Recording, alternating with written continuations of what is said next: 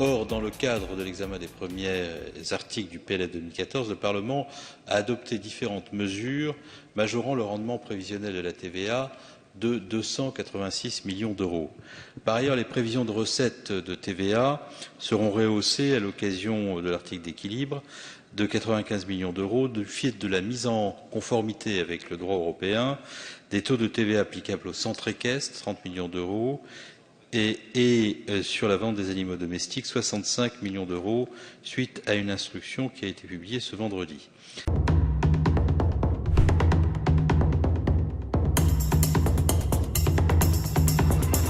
Une filière condamnée.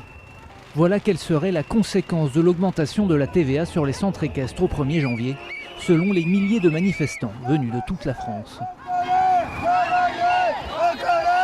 Aujourd'hui, je suis là pour vivre de mon métier, bien faire comprendre aux gens, aux Français, que le gouvernement nous ment et qu'il est en train de tuer une filière. À leur côté, des centaines de poneys décorés pour l'occasion qui ont défilé dans la capitale. Si la taxe s'applique au 1er janvier, selon les calculs du collectif L'équitation en péril, 2000 centres équestres pourraient disparaître et 6000 postes seraient menacés.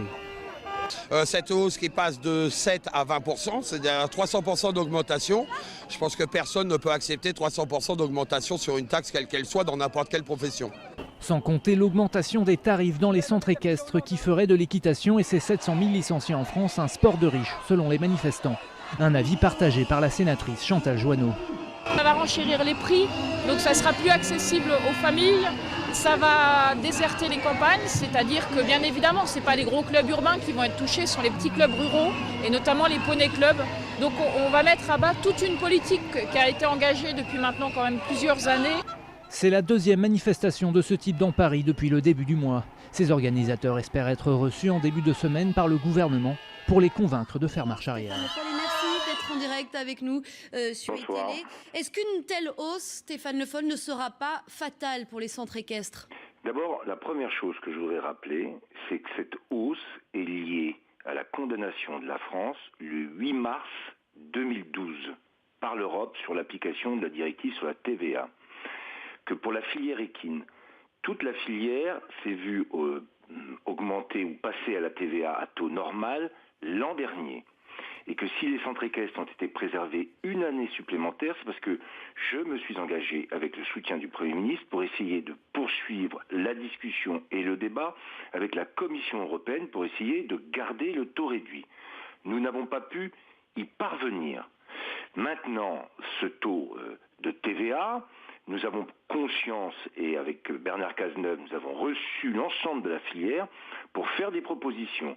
La première, elle est très claire, c'est que tous les contrats, tout ce qui va être signé, tout ce qui va être l'activité jusqu'à la fin de l'année, qui sera agréé, eh bien, se fera pour l'année 2014 au taux réduit. Le deuxième élément, s'appliquera le crédit d'impôt compétitivité pour tous les centres équestres. Troisième élément, on met en place un fonds qu'on appelle le fonds cheval pour venir en aide aux centres équestres qui ont, et c'est vrai, possiblement des difficultés économiques ou qui ont des niveaux de trésorerie insuffisants. Donc pour l'année 2014 et les années qui suivent, nous sommes là avec un dispositif pour éviter de pénaliser cette filière. Et on s'est engagé avec Bernard Cazeneuve à renégocier, puisque ça va être fait, cette directive à l'échelle européenne, pour faire en sorte qu'on intègre différemment, pour des raisons qui sont liées à l'éducation, qui sont liées à l'insertion, qui sont liées au sport, tous les centres équestres. Voilà les engagements du gouvernement. Mais je le répète, il n'y a pas d'équitaxe, comme j'ai entendu, ou dans les slogans de la manifestation, porter la responsabilité sur le président de la République ou sur le gouvernement, ce n'est pas vrai. Donc c'est la faute de l'Europe ? C'est pas la faute, c'est une application de la directive européenne sur l'application de la TVA, et la France a été condamnée, je le rappelle et je le redis, le 8 mars 2012. Nous sommes arrivés le 6 mai. Oui, l'équitaxe, ça marche mieux que l'écotaxe. En tout cas, il y avait plus de monde mobilisé contre la hausse de la TVA dans le monde équestre que de camions. En gros, il y avait plus de poneys que de camions dans les rues et pour bloquer certains axes routiers. C'est à cause de vous, monsieur Louis Sago. Bonsoir, vous êtes l'un des responsables de ce mouvement qui est toujours aussi mobilisé. Vous êtes président du groupement hippique national Il y a en ce moment même des négociations avec le ministre Stéphane Le Foll. Est-ce que vous avez une idée de ce que le gouvernement peut lâcher dans l'affaire ? Alors il y a effectivement, il y avait des discussions cet après-midi au ministère et au plus haut niveau puisque c'était à Matignon. Ah, même à Matignon, ouais. Oui. J'en ai pas les résultats là à l'heure où on se parle. Nous, ce qu'on demande au gouvernement, c'est de conserver un cadre fiscal adapté qui permette le développement. Il y a deux solutions. Soit ils tiennent la parole qu'ils avaient donnée au départ, c'est-à-dire d'aller jusqu'au contentieux vis-à-vis de la Cour de justice de l'Union européenne. C'est-à-dire que mener le bras de fer avec l'Europe qui impose cette augmentation de 7 à 20% du taux de TVA et dire à l'Europe, nous on n'en veut pas et on va jusqu'à la Cour de justice européenne. C'est ça, ou dire plutôt à la Commission. Parce que l'Europe ne dit pas, le droit européen nous donne raison, en tout cas c'était l'analyse du gouvernement il y a un an. D'accord. Donc vous dites au gouvernement, il faut jouer cette carte-là du bras de fer. Soit on joue cette carte-là, soit on joue une carte dans laquelle on respecte ce que nous demande la Commission, mais sans aller plus loin que ce qu'elle demande. Et aujourd'hui, c'est-à-dire que la Commission européenne permet que soit assujetti à taux réduit l'utilisation des installations sportives. Ça, c'est la Commission européenne qui le dit dans sa mise en demeure. Or, le gouvernement voulait assujettir à taux plein l'ensemble des activités sans utiliser cette porte que donne la Commission. Donc, même si on ne doit pas aller jusqu'au conflit, le minimum du minimum, c'est au moins d'utiliser la porte que donne la Commission et de ne pas abîmer la filière plus fort que ce que demande la Commission européenne. Quelles seraient les conséquences de ce changement de taux de TVA au 1er janvier ? Les conséquences, c'est la destruction d'un tiers de la filière à peu près, c'est-à-dire 2000 entreprises, 6000 emplois, 80 000 chevaux qui seraient mis au rebut, dont on ne saurait pas trop quoi faire. Et la conséquence dramatique, c'est que c'est la fin de 20 ans de développement. C'est-à-dire qu'on avait un sport qui est populaire, et qui était populaire, plus de 2 millions de Français pratiquent l'équitation, il y a aussi le poney pour les enfants. Absolument, donc 2 millions de pratiquants, un sport populaire autonome qui produit de l'argent pour l'État, et on va fabriquer, en mettant des subventions et en augmentant la TVA, un sport d'élite subventionné. Mais pourquoi l'équitation aurait un taux de TVA réduit alors qu'on cherche de l'argent partout, les moyens ? La question, c'est pourquoi l'équitation a de la TVA. Les autres sports sont pratiquement tous organisés en association, bénéficient de subventions pour construire leurs infrastructures et sont largement aidés par les pouvoirs publics. L'équitation n'a pas de subvention et paye de la TVA. Donc on n'est pas dans une niche fiscale, on est déjà un sport qui contribue plus que les autres et qui fabrique lui-même ses infrastructures. C'est le cavalier qui paye les infrastructures alors que le nageur paye pas la piscine. Stéphane Le Foll est notre invité ce matin, ministre de l'Agriculture. Bonjour. Bonjour. L'équitaxe, encore de nouvelles manifestations prévues la semaine prochaine, lundi prochain. La TVA va passer de 7 à 20.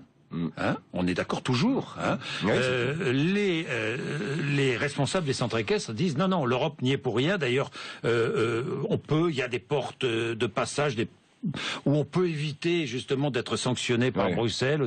C'est vrai ou pas ça? Bon, écoutez, d'abord, on est condamné par l'Europe le 8 mars 2012, avant qu'on arrive sur cette question de la filière équine. Oui. Que les gens comprennent bien. La filière équine était avec un taux réduit que vous vendiez 7%. 7%. Oui. Que vous vendiez des yearlings à Deauville, ou que vous soyez dans un centre équestre. Vous avouerez que, bon voilà, c'était ça.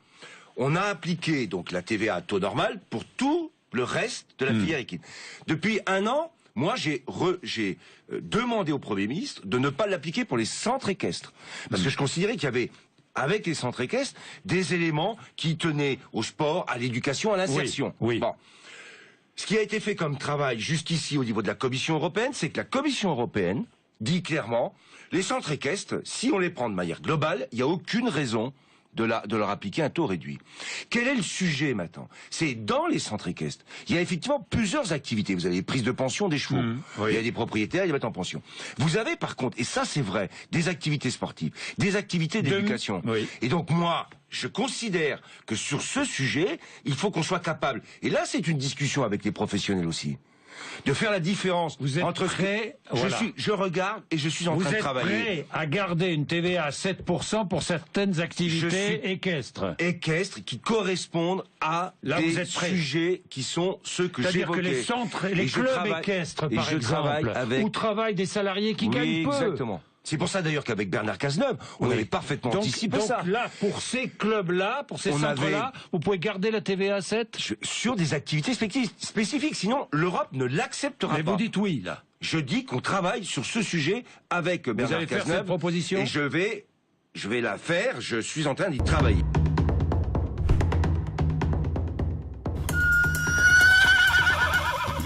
Madame, Monsieur, Poney-Ponette, bonjour. Vous êtes nombreux à nous interroger ces derniers temps sur l'évolution du dossier TVA pour les activités équestres.